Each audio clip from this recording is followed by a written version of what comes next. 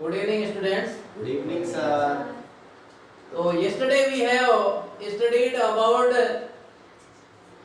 six usage of present simple tense. पढ़े थे हमने? Yes, sir. Total 6 number usages पढ़ लिए. तो टाइम हो गया था. Then today we discuss few more usage of present simple tense. ठीक है? तो रूल नंबर 7 या यूजेज 7 यूजेज के अंदर क्या है? अगर कोई भी हमारा if any regular action, daily works और फिक्स्ड प्रोग्राम होता है. क्या बोला मैंने?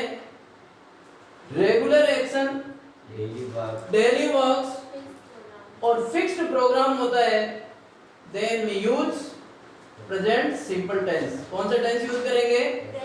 प्रेजेंट सिंपल टेंस यूज करेंगे. मंजू, वहां पे कौन सा टेंस यूज करेंगे? किसमें यूज करेंगे? Fixed program, regular action, daily activities के अंदर हम कौन सा टेंस यूज करेंगे? सिंपल प्रेजेंट टेंस यूज करेंगे. तो लिखो, it is means present simple tense. It is used in daily activities, regular action,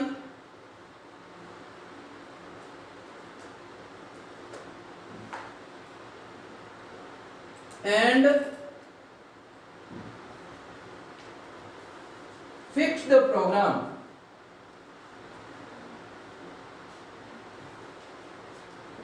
ठीक है? फिक्स्ड प्रोग्राम के अंदर हम कौन सा टेंस यूज करेंगे?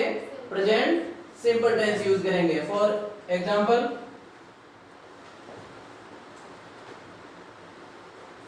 सपोज और ऑफिस का टाइमिंग है, डेली होता है 9 to 6 PM या 10 to 6 PM व्हाटएवर. तो ये क्या है? रेगुलर है या डेली है? डेली वर्क होता है. ठीक है? ट्रेन का या एरोप्लेन का या बस का टाइमिंग क्या है? ये फिक्स्ड रहता है, फिक्स्ड प्रोग्राम के अंदर रहता है. The first train for Jaipur leaves eight so and so time. Jaipur के लिए पहली ट्रेन है, इतने बजे निकलेगी. तो ये कौन से टेंस के अंदर हुआ? प्रेजेंट सिंपल टेंस के अंदर हुआ. और office functions from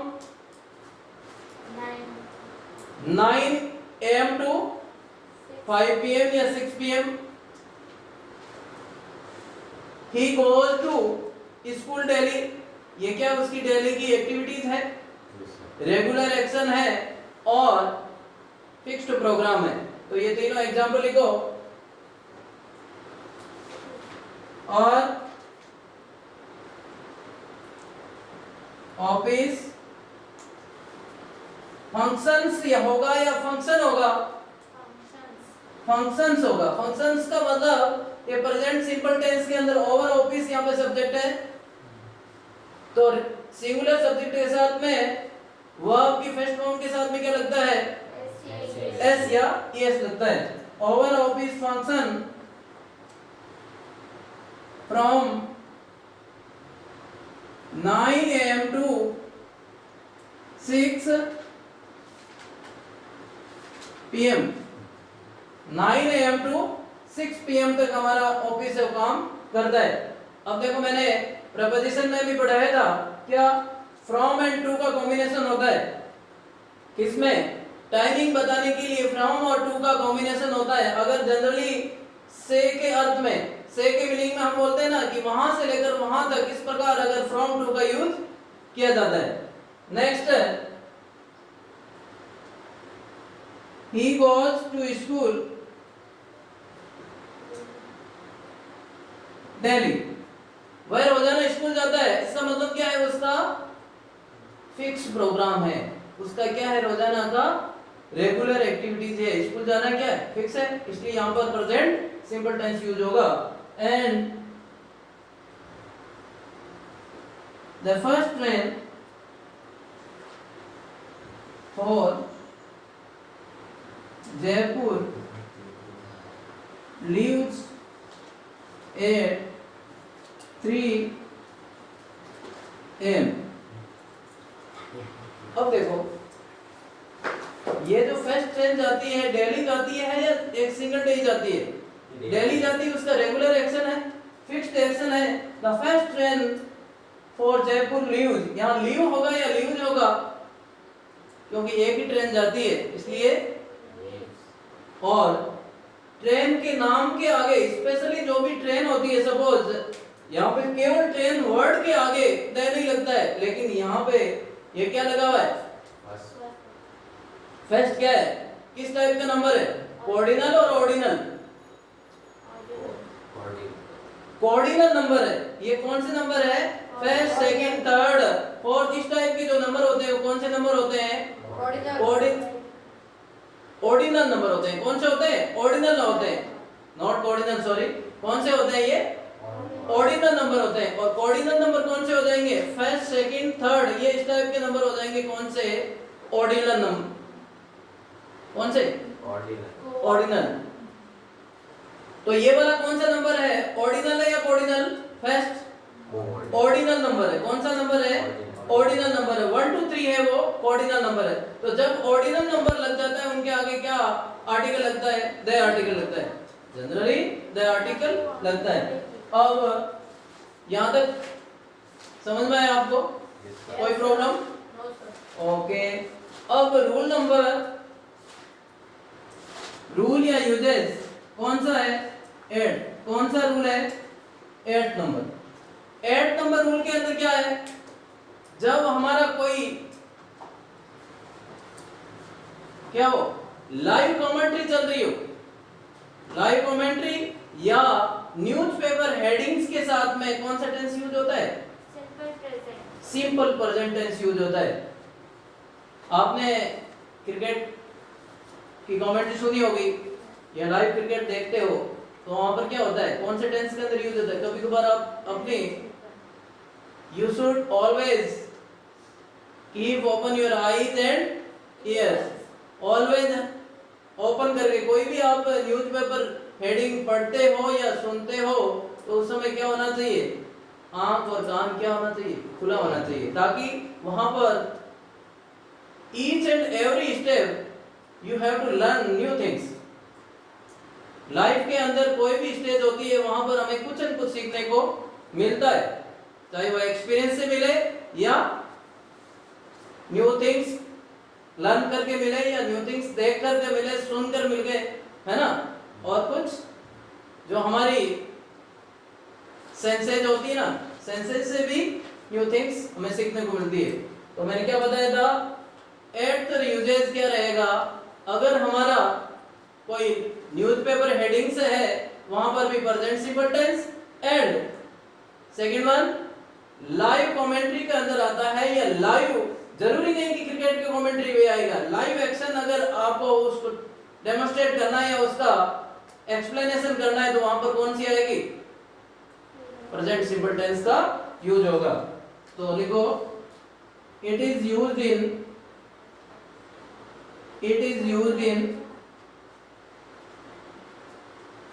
newspaper heading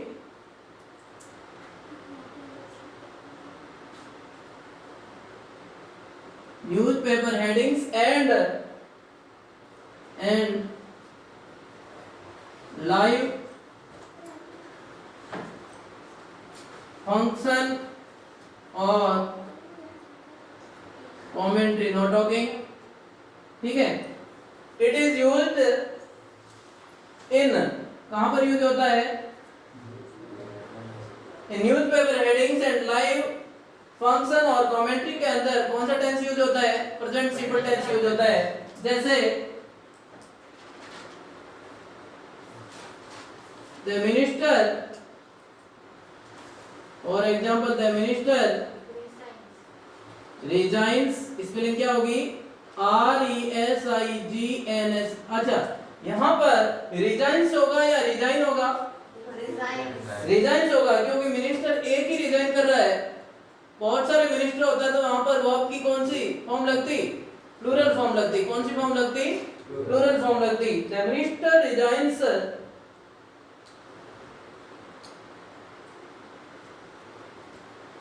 his post। Minister resigns his post। और सेकंड, मिनिस्टर ने अपने पद से क्या दे दिया? इस्तीफा दे दिया। इसका मतलब कौन सा टेंस यूज हो रहा है? वर्तमान काल ही यूज हो रहा है, प्रेजेंट सिंपल टेंस ही यूज हो रहा है। विराट, लाइव कमेंट्री आती है, विराट हिट्स द बॉल, ऐसे आता नहीं आता है? विराट ने क्या किया? बॉल को हिट किया। इसका मतलब वहां पे प्रेजेंट सिंपल टेंस ही यूज होगा। Virat hits the ball over the fence. Fence क्या होता है? FENCE। फेंस का मतलब कोई बाउंड्री। और जब मैंने प्रपोजिशन पढ़ाया था, कोई भी बाउंड्री के ऊपर टच नहीं करते हुए, विदाउट टचिंग कोई ऊपर से जाता है तो वहां पे कौन सा यूज होता है? ओवर यूज होता है। और वो भी कब? जब जरूरी नहीं है कि बाउंड्री के वो 90 डिग्री एंगल में ही जाएगा, ठीक है? अबव कहाँ यूज होता है? 90 डिग्री एंगल ऊपर के अंदर अबव यूज होता है, लेकिन ओवर कहाँ यूज होता है? कहीं पर भी क्रॉस करके ऊपर से अगर जा रही है तो वहां पर क्या यूज होगा? ओवर यूज होगा। और ऑन कहाँ यूज होता है? जब टच में भी जाती है तब जब कोई भी चीज ऊपर के अर्थ में टच कर रही है वहां पर क्या होगा? ऑन यूज होगा। क्या यूज होगा? ओवर एंड अबव टच नहीं करती है, ठीक है? तो आपको ये तीनों चीजें ऊपर के अर्थ में याद होनी चाहिए ऑलवेज। प्रेपोजिशन आई थिंक सबसे टफ टॉपिक है। कौन सा? ग्रामर का सबसे टफ टॉपिक प्रेपोजिशन ही है, क्योंकि ऊपर के अर्थ में तीन प्रेपोजिशन आ गए, ऑन आ गया, ओवर आ गया और अबव आ गया। फिर आपको, आप जितने ज्यादा सेंटेंस की प्रैक्टिस करोगे उतने ही आप मास्टर बनोगे कोई चीज। Practice make perfect. प्रैक्टिस से क्या क्या बनाती है? आदमी को परफेक्ट बनाती है। ऐसे ही संस्कृत में भी है, उद्यम सिद्धि भवति। मतलब क्या? उद्यम का मतलब होता है कार्य करने से क्या होता है? सिद्धि की प्राप्ति होती है। उद्यम सिद्धि भवति। Virat hits the ball over the fence. तो विराट ने बॉल को कहां हिट किया? बाउंड्री के ऊपर से हिट किया, ठीक है? नेक्स्ट रूल या यूजेज नंबर कौन सा? 9। समझ में आ रहा है ना? Yes sir. एक साथ बोलो। यस हाँ। लग रहा है कुछ को समझ में नहीं आ रहा है क्या? अब रूल या यूजेज नंबर कौन सा है? 9। मैंने बड़े ही शॉर्ट फॉर्म के अंदर ये आपके लिए रूल बनाए हैं। हर बुक्स कहीं कहीं पर 2 या 3 रूल मिल जाएंगे, कहीं कहीं पर 4-5 मिल जाएंगे, लेकिन एक साथ इतना कॉम्बिनेशन आपको हर जगह नहीं मिलेगा, ठीक है ना? तो रूल नंबर 9 क्या है? Improbable it is used in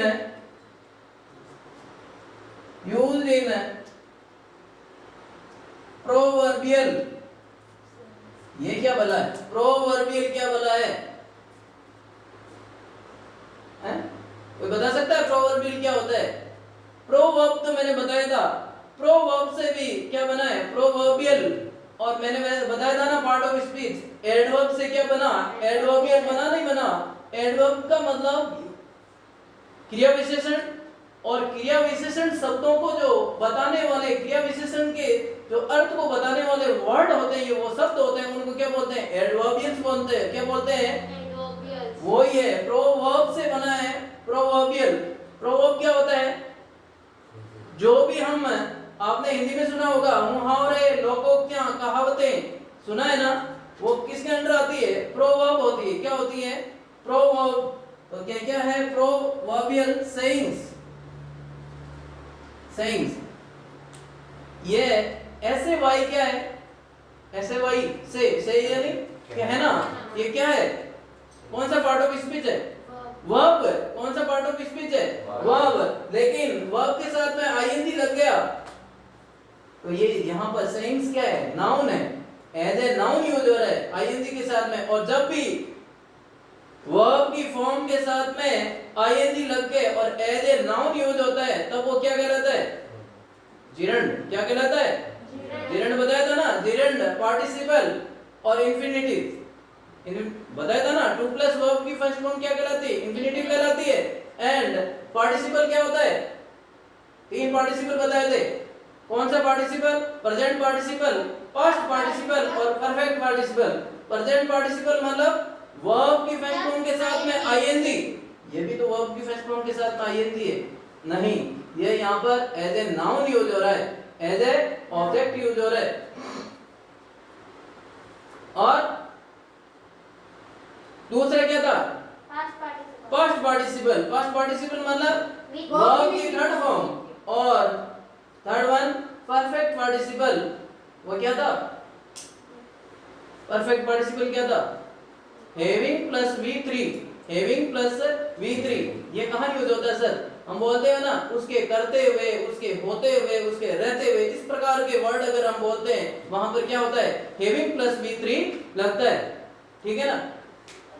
तो क्या हो जाएगा? It is used in proverbial sayings, मतलब कहावतों के अंदर यूज होता है। जो भी कहावत होती है। अच्छा, हमारे दादा परदादा ने बोला था द मैन इज मॉर्टल।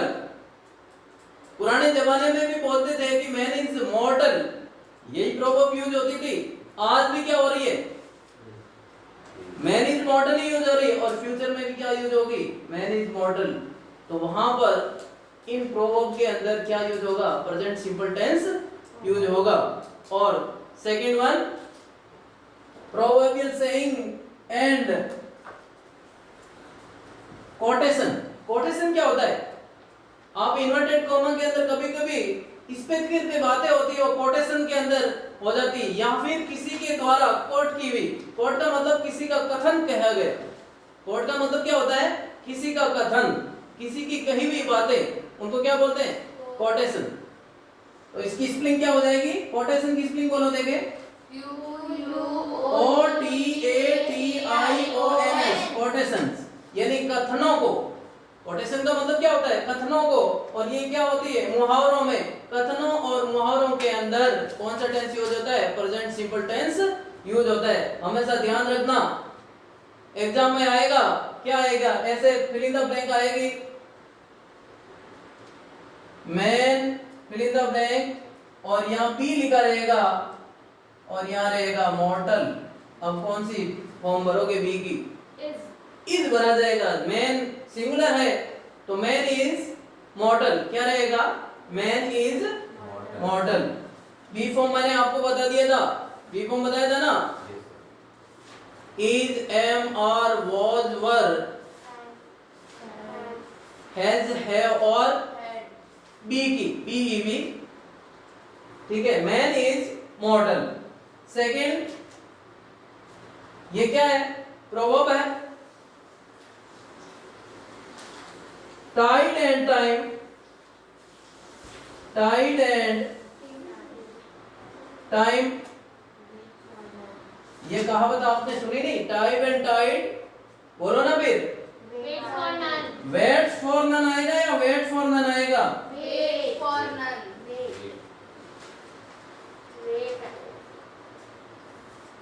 इसका मतलब क्या हुआ? समय। टाइड क्या होता है? जब सी लेवल का रेज होना और लोअर होना क्या कहलाता है? टाइड कहलाता है। समुद्री पानी का जब उतार चढ़ाव को क्या बोलते हैं? जवार बोलते हैं। क्या बोलते हैं? जवार भाटा बोलते हैं, वही होता है। अब पानी का उतार चढ़ाव होगा और निश्चित टाइम के अंदर हो जाएगा, तो वो किसी का इंतजार नहीं करेगा कि आज सी के अंदर ऐसा तूफान आने वाला है तो, या फिर कोई स्पेशल चीफ गेस्ट आने वाले हैं तो वो टाइड आएगा नहीं। उसका टाइम होते ही वो क्या आएगा? टाइड आना ही आना। तो टाइड एंड टाइम, टाइम किसी का वेट करता है क्या? नहीं वेट करता है। तो समय और व्यवहार किसी का वेट, किसी का इंतजार नहीं करता है। तो इसके अंदर क्या आएगा? वेट्स नहीं आएगा, वेट आएगा। क्यों? मैंने बताया था आपको कंजक्शन के अंदर जब एंड से कोई भी, चाहे वो सिंगुलर सब्जेक्ट हो या प्लूरल सब्जेक्ट हो, एंड से अगर जुड़ के नेक्स्ट उनके बाद में क्या आएगी? वर्ब की प्लूरल फॉर्म आती है। बताया था ना? Tide and time wait for none, ये किसी का इंतजार नहीं करते हैं। एंड एक कोटेशन लिख देते हैं, द गीता सेज, क्या कहती है Gita? That the soul is mortal mortal. Very good. Immortal है, मॉर्टल है? इमॉर्टल है। क्योंकि अगर आदमी क्या है? नाशवान है, तो आत्मा क्या है? अजर अमर है। ये हमने सुना नहीं सुना है? आदमी नाशवान है, कभी भी क्षणभंगुर है, कभी भी मर सकता है, कभी भी फिनिश हो सकता है। लेकिन हमारी आत्मा क्या रहती है? अजर अमर रहती है। सोल का मतलब क्या होता है? आत्मा। तो ये क्या रहेगा? इमॉर्टल। यही तो मैं पूछना, ठीक है? Always keep open your eyes and year, ठीक है? तो रूल नंबर 9 में क्या हो गया? It is used in proverbial saying and quotation के अंदर यूज होता है। मुहावरों और कहावतों के अंदर या कथनों के अंदर इसका उपयोग किया जाता है। तो सुरभि, यस सर। दह गीता क्यों लगा? सर क्योंकि एक ही गीता है। एक ही गीता है, ये नेम है या किसी होली बुक का नेम है? हाँ, किसी होली बुक के नेम के आगे, नॉर्मल जनरल बुक के नेम के आगे दे नहीं लगता है, होली बुक के आगे दे आर्टिकल लगता है। क्या गीता नाम की कोई लड़की का के दे लगेगा क्या? नहीं लगेगा। प्रॉपर नाउन के आगे दे नहीं लगता है, किसी होली बुक के आगे दे लगता है। तो यहाँ पर क्या है? ये गीता एक होली बुक है। नेक्स्ट रूल या यूजेस कौन सा? 10। यहां तक नोट डाउन कर लिया? Yes sir. Okay.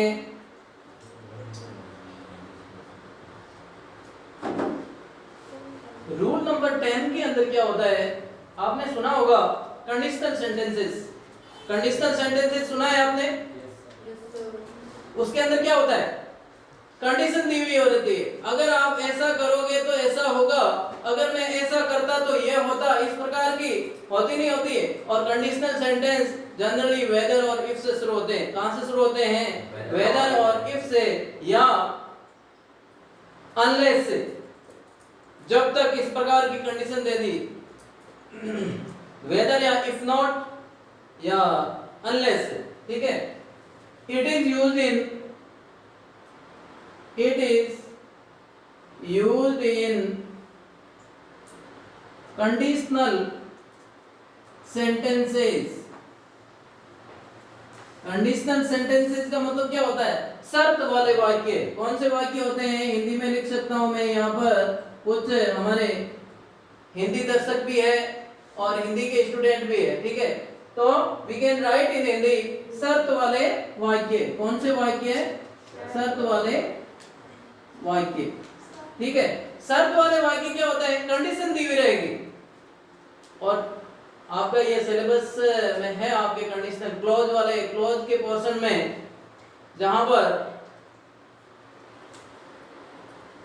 Adverb close होता है। एडवर्ब क्लोज के अंदर कंडीशनल सेंटेंस भी एक पार्ट है। और सीबीएसई 10 के अंदर क्लोज 2 मार्क्स का आता है। कितने मार्क्स का? 2 मार्क्स का आता है 10th के अंदर। तो ये क्लोज जब पढ़ाऊंगा तो कंडीशनल सेंटेंस भी पढ़ा दूंगा, बट उससे पहले थोड़ा सा मैं इंट्रोडक्टरी पार्ट बता देता हूं। इंट्रोडक्शन ये है कि in English there are 4 types of, कितने टाइप्स के? 4 टाइप्स ऑफ कंडीशनल सेंटेंसेस। कितने टाइप्स के हैं? 4 टाइप्स ऑफ कंडीशनल सेंटेंसेस। उसमें हमने उसको कैटेगराइज किया है कैसे, जीरो टाइप की कंडीशन। जीरो टाइप की कंडीशन इसलिए दिया है उसका क्योंकि वो क्या होती है, यूनिवर्सल ट्रुथ के अंदर काउंट होती है, वो हमेशा सत्य होती है, जीरो टाइप की कंडीशन। सेकेंड कंडीशन है वन, कंडीशन नंबर वन, उसमें क्या होता है, एक कंडीशन, एक सेंटेंस रहेगा, इफ के साथ वाला सेंटेंस प्रेजेंट सिंपल टेंस में रहेगा और दूसरा रहेगा फ्यूचर सिंपल के अंदर। तो हमें जीरो एंड वन कंडीशन को लेना है। और दूसरा है जहां पर असंभावी कंडीशन, इम्पॉसिबल कंडीशन होती है। और फोर्थ वन है अनफुलफिल्ड कंडीशन, जिसको कभी भर नहीं सकते पास्ट के अंदर। वो कौन सी होती है, if I were A bird I would fly in the sky, अगर मैं पक्षी होता तो आकाश में उड़ता, तो ये क्या, कौन सी कंडीशन है, इम्पॉसिबल कंडीशन है, ये हो ही नहीं सकता, ठीक है ना। अब हम इसके हिसाब से इफ के साथ वाले सेंटेंस लेते हैं। If he works hard, if he works hard he will pass, he will succeed या he will succeed होगा, सक्सेस होगा, सक्सीड रहेगा, पास या सक्सीड, कोई भी लिखो, ठीक है। मैंने क्या बताया, इफ के साथ में प्रेजेंट सिंपल टेंस लगेगा, यदि वह मेहनत करेगा तो ये क्या हो जाएगा, पास हो जाएगा, क्या हो जाएगा, पास हो जाएगा, ठीक है।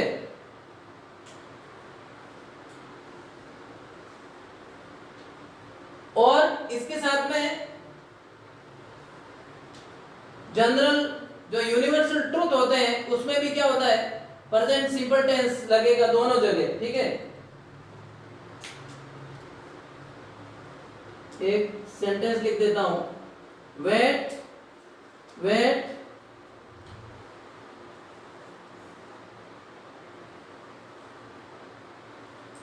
ये कंडीशन दिया, क्या दिया कंडीशन, वेट, इंतजार करो, कब तक, till I am ready. Manju ये बताओ, wait till I am ready, इसके अंदर कौन कौन सी वर्ब है, कौन से वर्ड है वो वर्ब को इंडिकेट कर रहा है, कौन से वर्ड है जो वर्ब को इंडिकेट कर रहा है, इसके अंदर बताओ, देंगे wait till I am ready, no, wait क्या रहेगा, वेट क्या है, इंतजार करो, वेट क्या है, वर्ब है, और एम क्या है यहाँ पर, वर्ब है। सेकंड सेंटेंस के अंदर क्या है, ये वाला पहला सेंटेंस केवल और केवल एक वर्ड से ही सेंटेंस बन गया, और वो क्या है, इंतजार करो। और इस टाइप के कौन से सेंटेंस होते हैं, मैंने टाइप्स ऑफ सेंटेंस में बताया था, जो इंपेरेटिव सेंटेंस कहलाते हैं, जो वर्ब से स्टार्ट होते हैं बेसिकली, और वहां पर यू एज ए सब्जेक्ट क्या रहता है, साइलेंट रहता है, ये बताया था ना, U as a subject silent रहता है।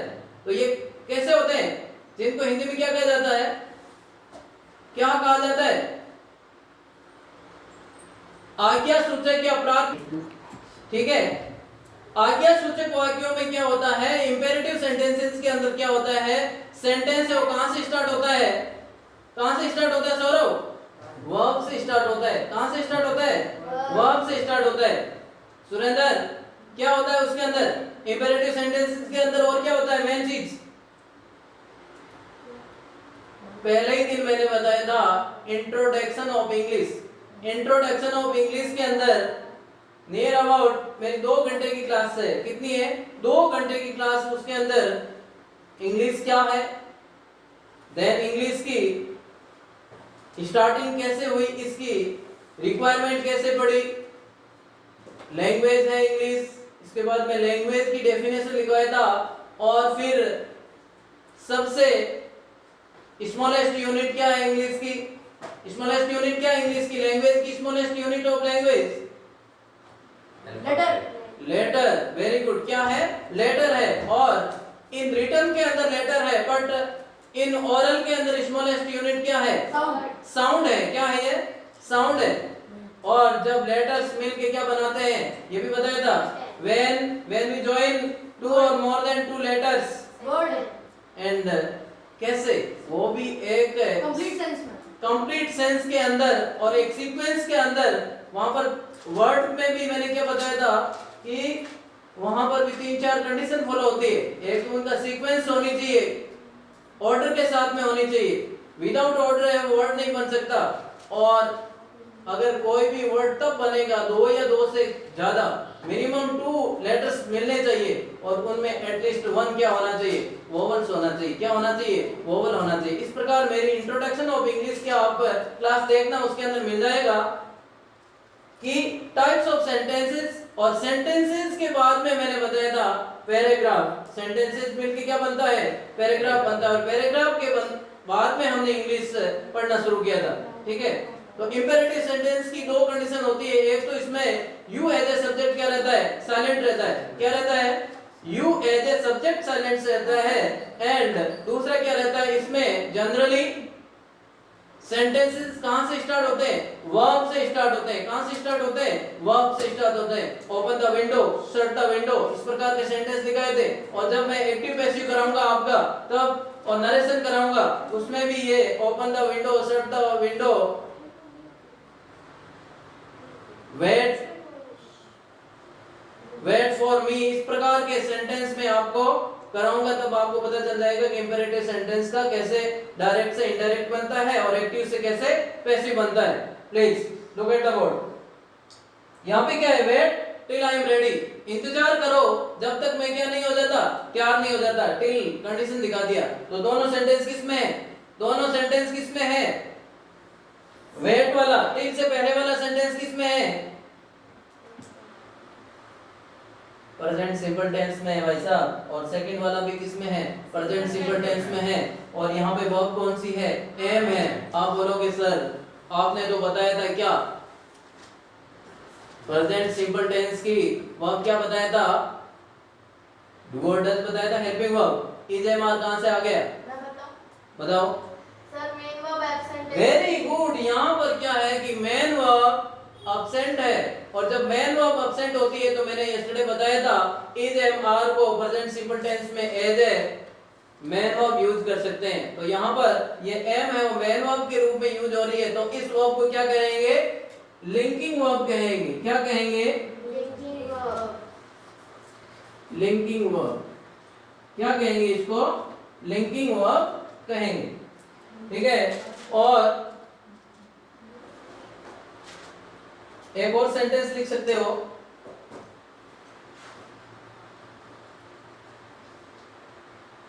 आई सेल स्टे हियर, यहाँ पे इसको एल भी कर दो। लिंकिंग वर्ब आपको पता चल ही जाएगा, बताया हुआ है।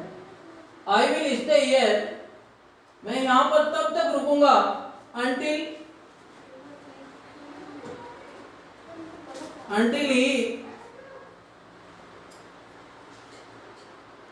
I shall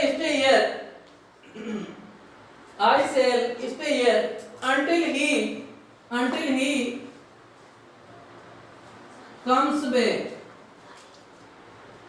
अब देखो मैंने बताया था कंडीशनल सेंटेंस के साथ में क्या लगेगा? प्रेजेंट सिंपल टेंस आएगा। until he comes back, ये कौन सा टेंस है? प्रेजेंट सिंपल टेंस है। तो इस प्रकार आपके आज कंप्लीट क्या हो रहे हैं? Usages of present simple tense. Total कितने रूल्स हो गए? 10 यूजेज हो गए। और इनको आप अच्छी तरह लर्न करना ताकि आने वाले कोई भी एग्जाम में, let it be any exam, कोई भी एग्जाम में वर्ब की फॉर्म जरूर पूछी जाती है। 100% डेफिनेटली वो आएगी आपके। और वर्ब की फॉर्म में हम कंफ्यूज हो जाते हैं। और जनरली वर्ब की फॉर्म कौन सी? प्रेजेंट सिंपल टेंस की वर्ब की फॉर्म में ही हम ज्यादा कंफ्यूज होते हैं। तो नेक्स्ट वीडियो में आपको बताऊंगा इसके कुछ ट्रिक्स। क्या बताऊंगा? ट्रिक्स जो मैंने बड़ी मेहनत करके आपके लिए तैयार किया है। प्रेजेंट सिंपल टेंस के कुछ ट्रिक्स और कुछ एडवर्बियल्स, स्पेशल एडवर्बियल्स है, वो केवल और केवल 5 या 7 मिनट का रहेगा। अगर एक एग्जांपल कंप्लीट करेंगे तो वो 10 या 15 मिनट में आपका next example of present simple tense के विद ट्रिक्स मैं आपको बताऊंगा। Okay, thank you, good night.